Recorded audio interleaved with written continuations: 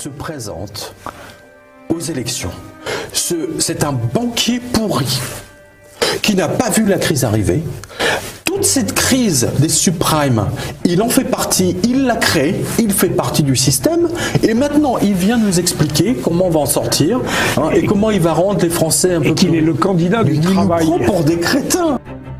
À la fin décembre dernier, M. Patrick Buisson, qui était proche de Sarkozy, expliquait à qui voulait l'entendre qu'on allait voir ce que l'on allait voir, que M. Fillon allait s'effondrer, et que l'on aurait un deuxième tour entre Mme Le Pen et M. Macron afin d'élire M. Macron. Voilà la façon dont raisonne l'oligarchie, qui a décidé de mettre un pantin à la tête de l'État en France, quelqu'un qui a 39 ans, dont le passage à Bercy a été une catastrophe, on n'en parle pas assez, qui fait des réunions qui sont des chefs-d'œuvre d'escroquerie.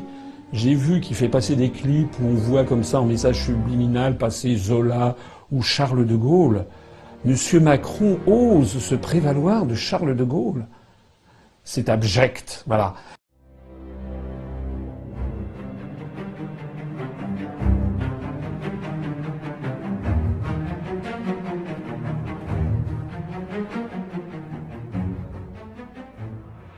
Emmanuel Macron, donc né le 21 décembre 1977, qui a bientôt 40 ans, haut fonctionnaire, banquier d'affaires, et qui est devenu récemment homme politique français. Il est inspecteur des finances, il est banquier d'affaires chez les Rothschild. On n'est pas vraiment à la gauche de la gauche. Là, pour un socialiste, débarquer directement des Rothschild pour gérer les affaires de la France, c'est encore pour un gouvernement socialiste assez surprenant. Et secrétaire général adjoint du président de la République entre 2012 et 2014, et ministre de l'économie et de l'industrie depuis 2014. Et je me suis demandé comment un inconnu a pu avoir une ascension aussi fulgurante sans avoir fait ses preuves de façon électorale, sans avoir été élu. Emmanuel Macron a été présenté à François Hollande par Jacques Attali. Jacques Attali sur la gauche, donc qui est un ami d'Emmanuel Macron, a été présenté. Donc Macron a été présenté à François Hollande par Jacques Attali comme étant un jeune homme brillant et qu'il fallait absolument embaucher. Jacques Attali a toujours été un peu l'homme de l'ombre, tout gouvernement confondu. Il était déjà conseiller de François Mitterrand. Il a été sous Sarkozy. Vous savez, Sarkozy l'a appelé pour faire le fameux rapport sur la libération de la croissance. À chaque fois, on l'appelle pour faire des trucs comme ça, et il nous fait un petit livre qui n'a absolument aucune valeur, un livre ou une étude. Pire que ça, Jacques Attali va aussi dire que non seulement Emmanuel Macron est le candidat idéal pour 2017, mais il dit aussi sur BFM TV qu'il connaît la prochaine candidate. Il connaît peut-être la prochaine présidente française au-delà de 2022. Il a déjà repéré des talents et il sait très bien où on va et qui on va élire. Donc c'est vrai que je suis très, très proche d'Emmanuel, c'est un garçon très brillant. J'ai eu le privilège dans ma vie d'être en situation de mettre le pied à l'étrier à pas mal de jeunes. Je crois qu'Emmanuel Macron a tout à fait le talent pour être un présidentiable. J'irai même plus loin.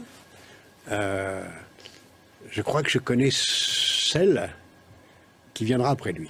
Autre chose, il lance sa campagne et il lance aussi une espèce pas de sondage d'opinion, mais une marche qui est censée prendre la température du peuple français. Donc ça s'appelle les marcheurs d'Emmanuel Macron, qui ont pris la route à travers toute la France et qui vont comme ça remonter les informations à Emmanuel Macron, et comme ça il pourra avoir une idée de l'état de la France. Alors c'est assez surprenant pour quelqu'un qui est à la tête de Bercy, qui a avec lui les services secrets français, qui a avec lui toute l'administration des impôts, l'administration fiscale, et qui fait appel à des petits jeunes pour marcher en France et avoir une idée pour se faire une idée de l'état de la France. C'est complètement hilarant, c'est complètement débile, et il n'a pas informé le président de la République de cette initiative. Cet entretien, pour moi, a été la révélation immédiate. Ce jeune trentenaire avait pas seulement des capacités intellectuelles littéralement extraordinaires. Je lui ai dit, écoute, ne cherche pas plus loin, considère que tu es fait associé dans cette maison. Ça, on apprend vraiment l'art de la négociation. On est amené aussi beaucoup, et ça c'est, j'allais dire heureusement ou malheureusement, utile en politique, communiquer, c'est-à-dire à raconter une histoire. Donc on y apprend d'une certaine façon aussi des techniques pas de manipulation de l'opinion, mais un petit peu.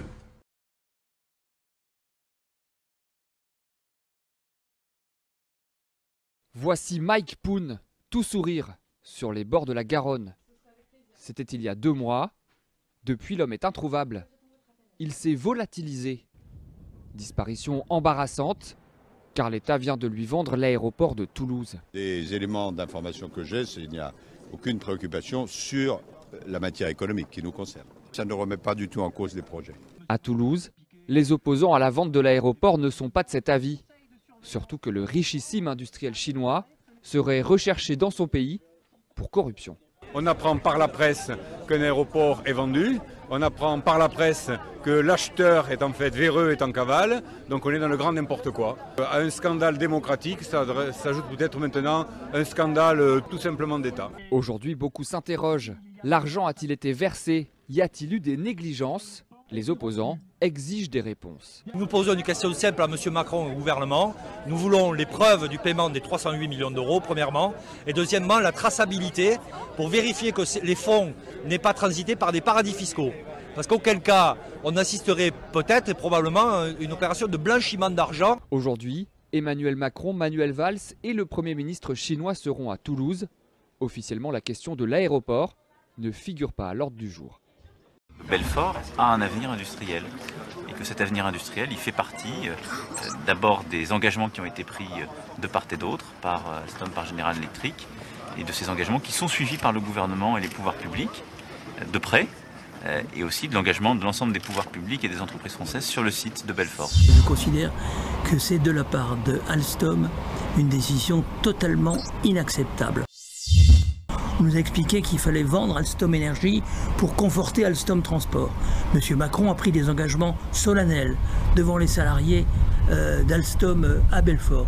Alors je crois qu'il faut le dire très clairement, le gouvernement doit faire le maximum pour que la société Alstom revoie complètement sa copie. Quand j'ai entendu hier que l'usine Alstom de Belfort fermait, ça m'a fait mal au cœur. Mal au cœur pour les ouvriers que j'ai vus tant de fois chez Alstom, qu'on avait sauvés. Ça fait plus d'1 siècle et demi qu'Alstom était là-bas. Du jour au lendemain, parce qu'au fond le gouvernement ne les a pas défendus. On a notre filière de construction de TGV, le métro, qui est durement fragilisée.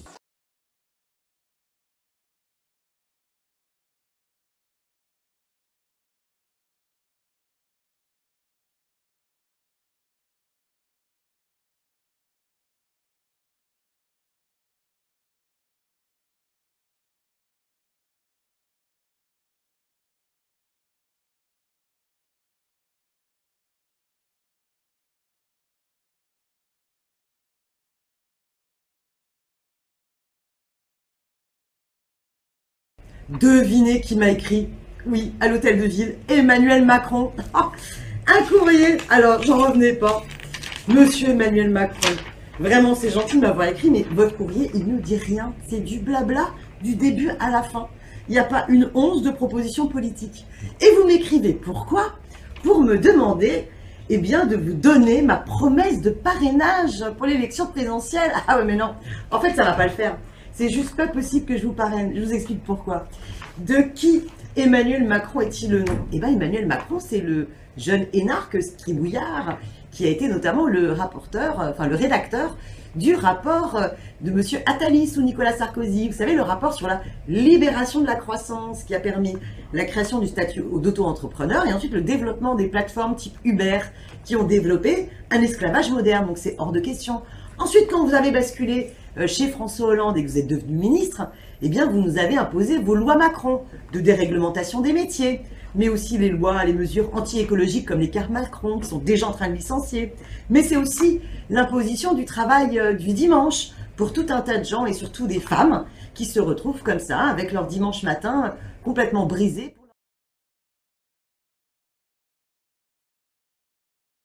Aujourd'hui, Marine Le Pen, l'opinion tique sur l'arnaque des anti-systèmes. Tous les candidats se revendiquent de l'anti-système.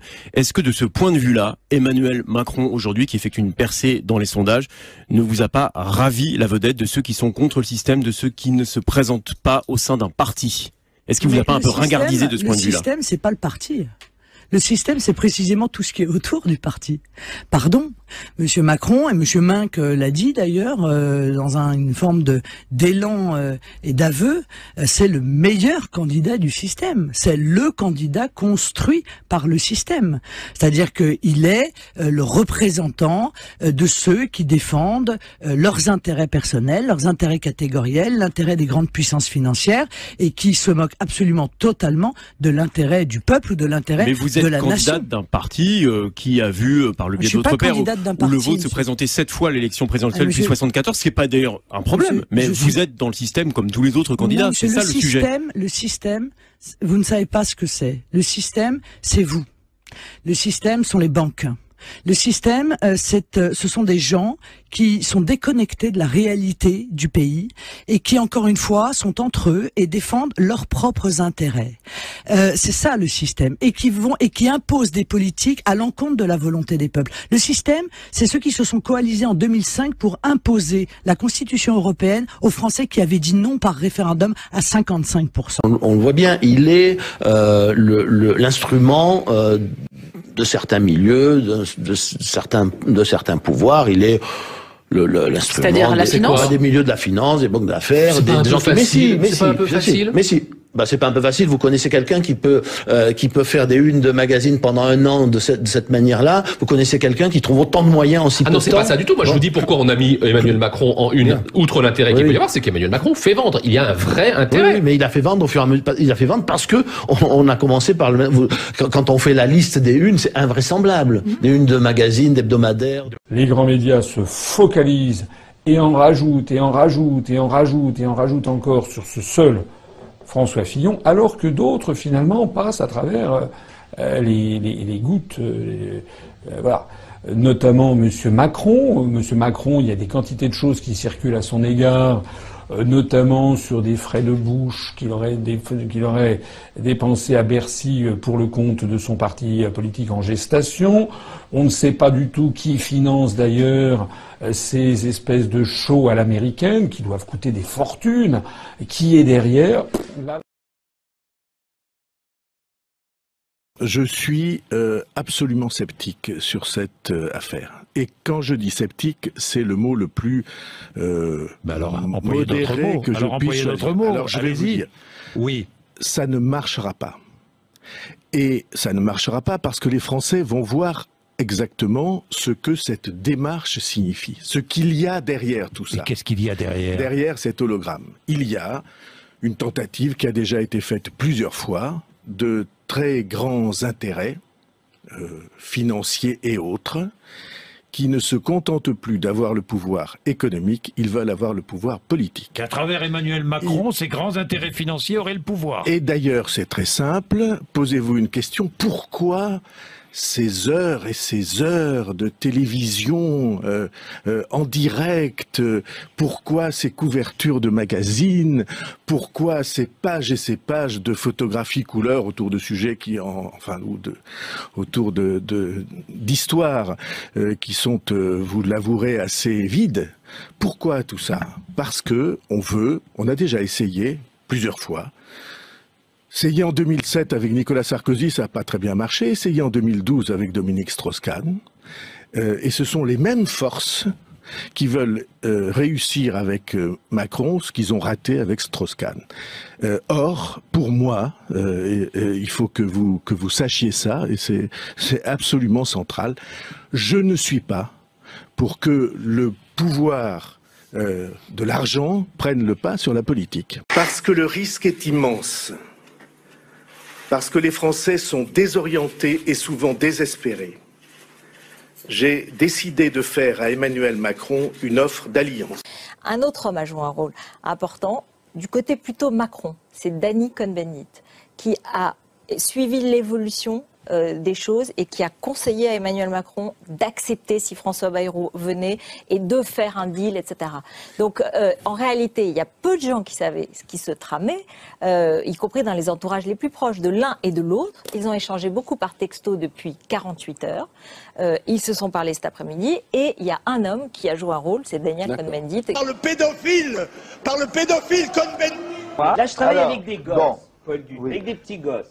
Alors, je dis, essayons d'apprendre. Qu'est-ce que les jardins d'enfants alternatifs? Je vais à 9 h du matin retrouver mes 8 petits gosses entre 16 mois et 2 ans. Je vais leur torcher le cul, je vais les chatouiller, ils me chatouillent, on se fait des papouilles. Vous savez, quand une petite fille de 5 ans et demi commence à vous déshabiller, c'est fantastique. C'est fantastique parce que c'est un jeu absolument érotico-maniaque. Je porterai jusqu'au bout. Mais maintenant, votre responsabilité, c'est d'aller partout en France pour le porter et pour gagner. Ce que je veux, c'est que vous, partout, vous alliez le faire gagner parce que c'est notre projet. Vive la République! Vive la France!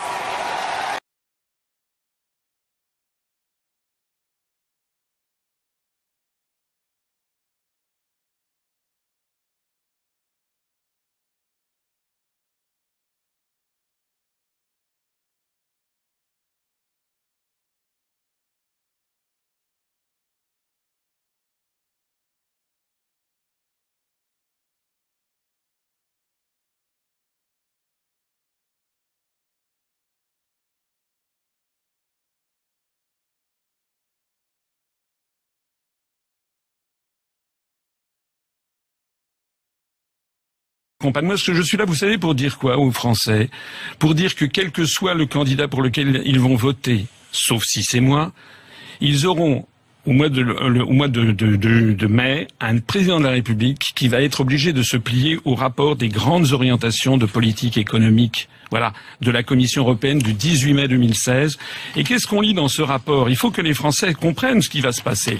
Dans ce rapport, on lit que la France est sommée d'augmenter la TVA, de baisser l'impôt sur les sociétés, de démanteler le droit du travail, de démanteler toutes les professions réglementées, les avocats, les notaires, les médecins, les pharmaciens, les experts comptables, les huissiers, j'en passe. Là, en vertu de ce rapport sur les grandes orientations de politique économique, alors ça, personne n'en parle. J'ai fait une conférence de presse pour annoncer ma candidature il y a quelques jours.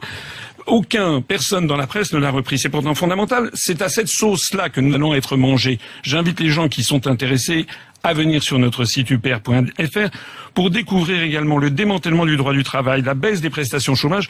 Tout ça est exigé par Bruxelles et j'insiste, quel que soit le candidat, sauf si c'est moi qui veux sortir de cette affaire, il sera obligé d'en passer par là et par l'ubérisation de la société française, la précarisation générale des emplois. Merci François Asselineau.